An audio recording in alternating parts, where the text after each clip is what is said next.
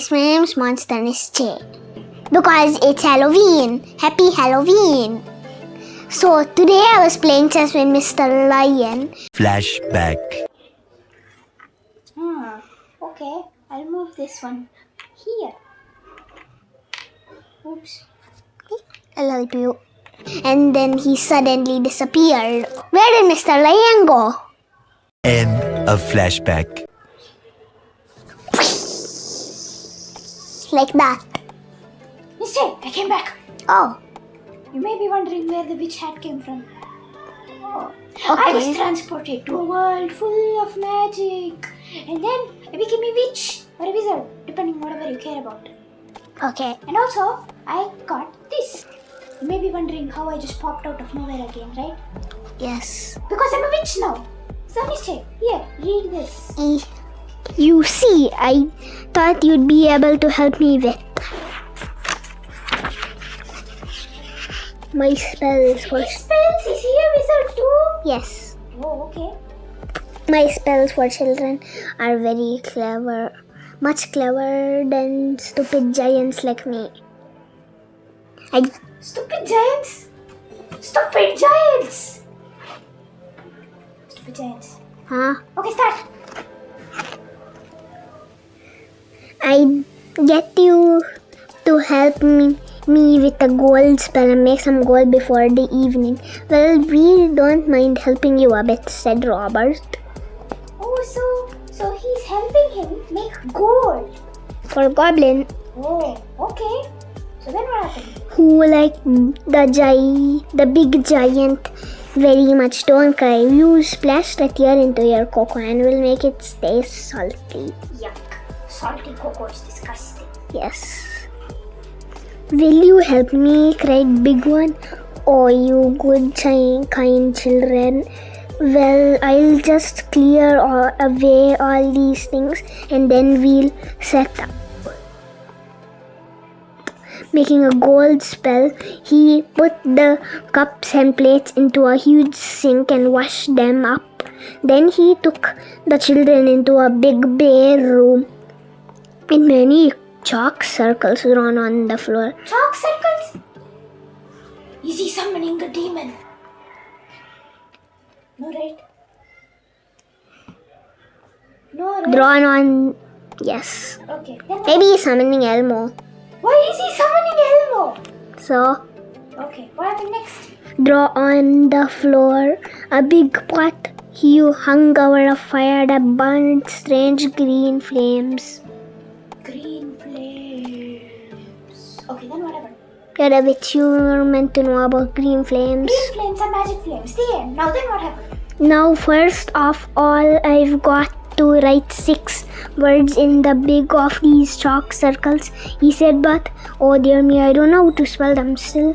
Children are very clever, so I hope you'll be able to help me. Can you, either of you, spell mushroom? I can, cried Jill excitedly. I learned this very morning.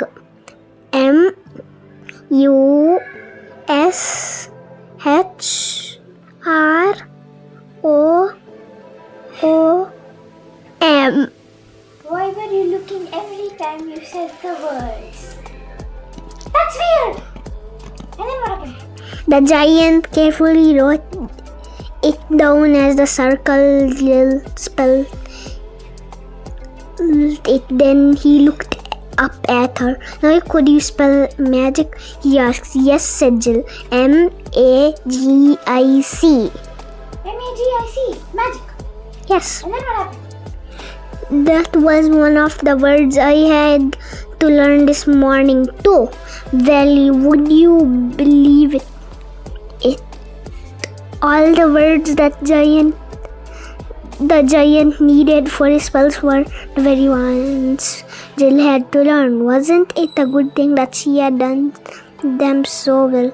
The last Yes, it was. mushroom magic enchantment. Mushroom, magic, and enchantment. And then what happened?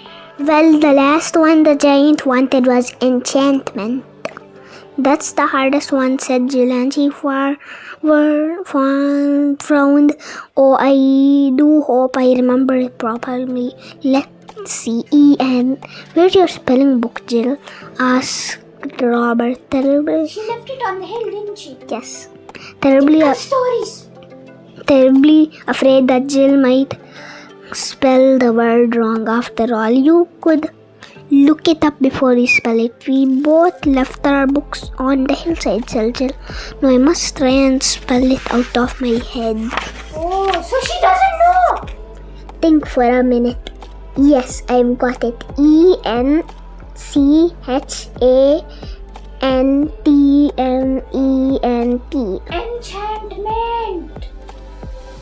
Enchantment. And with the equation mark at the end. Really? Yes. Okay. So then what happened? Big One wrote it carefully down. Then he drew a toadstool and a mushroom in the very middle of the circle. He put a spot of honey on. A spot of honey on what? For the next video. Oh, suspense! Okay, magic witch part. Bye.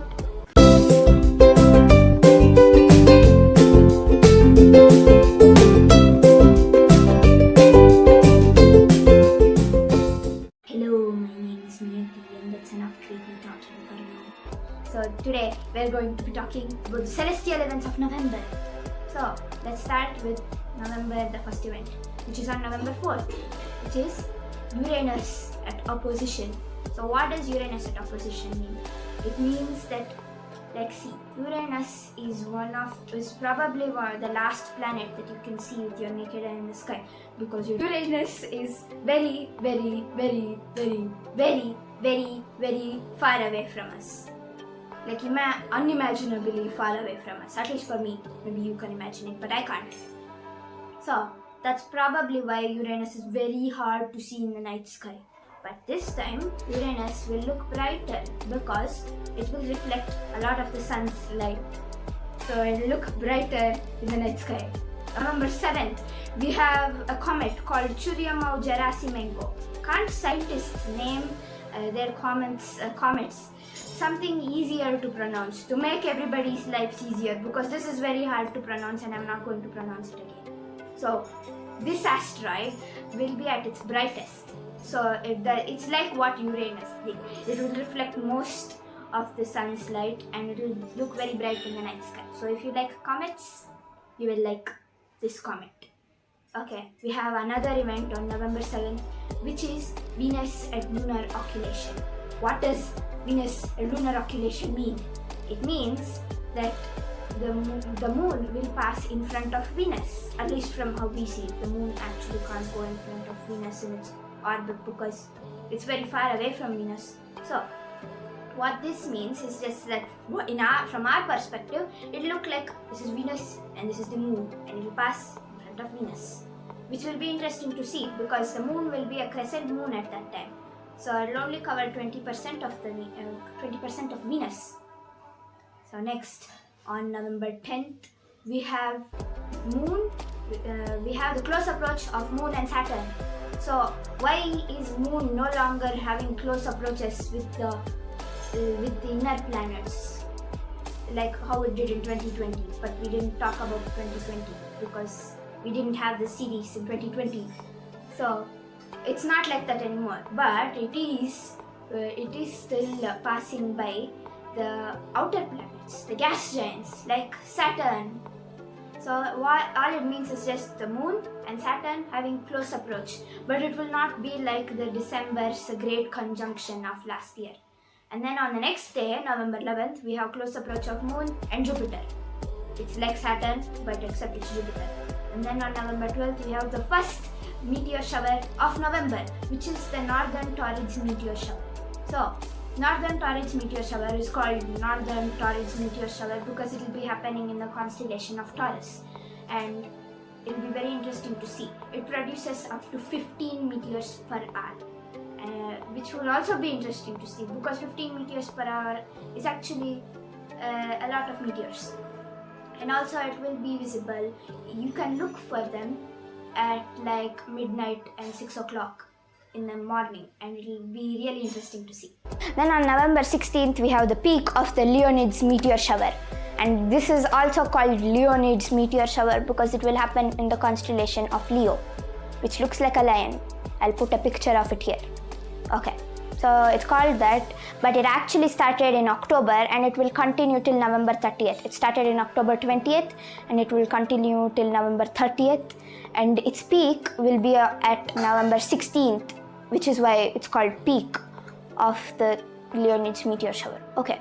Then on November 19th, we have the lunar eclipse. Lunar eclipse. It's partial lunar eclipse, but it's still a lunar eclipse.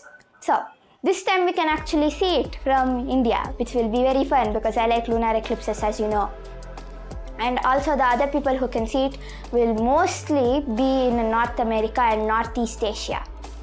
I don't think the Australians can see it. I'll put a map of it here, you see. Okay. So then on November 21st, we have another meteor shower, and it's called the A. Marsotionids. Can't scientists really name their things with easy to pronounce names? Why do you have to name them all so hard so that nobody can pronounce it? Okay, so I'm not going to say their name again, and I probably pronounced it wrong. I'll put the text over here, you pronounce it for yourself. So it's called that, and it will start, as I said, in November 21st, and it'll be really cool to see it. It's a meteor shower, like all other meteor showers. What more is there to say about it? Okay, on November 27th, we have Ceres at opposition.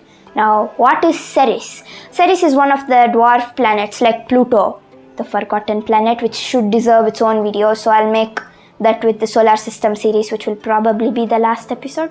So Ceres is also a dwarf planet like Pluto, and it will be like Uranus at opposition, but it's Ceres instead. And then we have on November 28th the final meteor shower of November, and November has 4 meteor showers, more than October, which had 3 meteor showers. So I'm sure you all have heard of the October Orion's meteor shower, which I talked about in my previous video. But did you know there is also a November Orion's meteor shower? It will happen in November, and it will happen in the constellation of Orion mainly. And it's not a very active meteor shower like how it was in October, the Orion's meteor shower in October.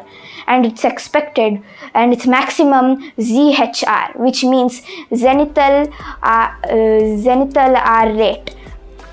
And zenithal R rate just means how many meteors it produces per hour.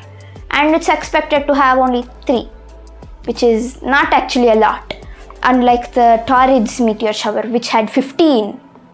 Okay, so that's all for this video. I hope you liked this video. If you did, like and subscribe. Adios, bye bye, Feliz Halloween.